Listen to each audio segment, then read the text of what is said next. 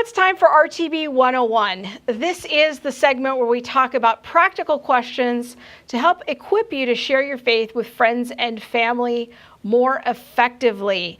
And I'm here once again with my friend, theologian and philosopher Kenneth Sapples. Welcome, Hello. Ken. How are you? And I think that it would be great if we could have a conversation about a very provocative blog post you made recently about how we conduct ourselves as Christians. You know, we don't always show up for conversations with non-Christians very well. Yeah, sure. And, you know, we kind of have, I think, two very common strategies that you outlined in that blog post. So talk to us about that. Yeah, I love to study World War II, and one of the great classic World War II films is called Patton. It came out in 1970. George C. Scott played General Patton, this flamboyant, audacious, outspoken individual, and of course one of the great personalities of the Second World War.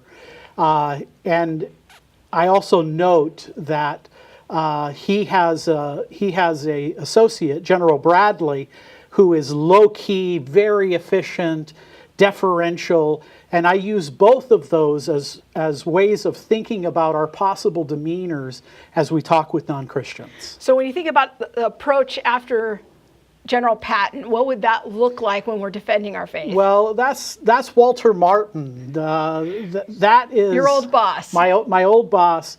And you say that with much affection. I know that. Absolutely. Yeah. Walter was one of my heroes in the faith, but you know, Walter, he never had a second thought about what to say or how to engage issues. But obviously, it's a very strong, hard-charging point of view. You know, putting people in their place, telling them this is the way it is. That would be the General Patton approach. And my friend Greg Bahnsen would be another person that would fit into that category. Yeah. I remember him saying to the atheist Stein, "Go ahead, Dr. Stein, make my day." Yeah. So it's that kind of hard-charging, flamboyant kind of point of view. And you know what? A lot of people love that. Yeah. Now, if we were to think about doing apologetics more in the vein of Bradley, what would that look like? Hugh Ross. Here's my other boss. So I have these two differing demeanors in my bosses. This is a person who's very careful. This is a person who is deferential, takes much more of a humble approach to kinds of things, but strong and firm and not willing to back down, but a very different way of kind of approaching people and dealing with controversial issues. One of our key verses here at the ministry is engaging others with gentleness and respect and a clear conscience. Hugh Ross has modeled that so well for us in our 2 decades here together. Now, what advantages and maybe even some disadvantages do you see of the Patton approach? Well, I think there probably are times where you have to state your views very clearly. There are times where I think you have to summon the courage to be bold. So I do think there are times when you need to speak up and set forth your case.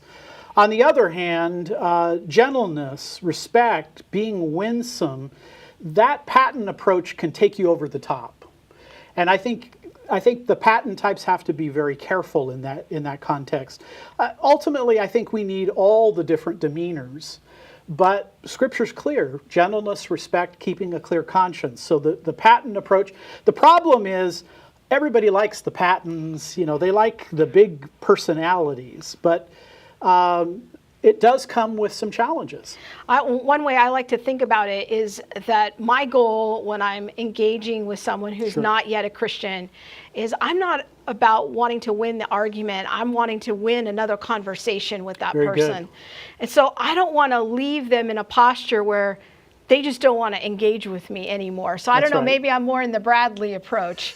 I think you are. And I think that, you know, apologetics is not about victory. It's about truth. It's about helping and guiding people. And I think having more conversations and more dialogue is a good thing.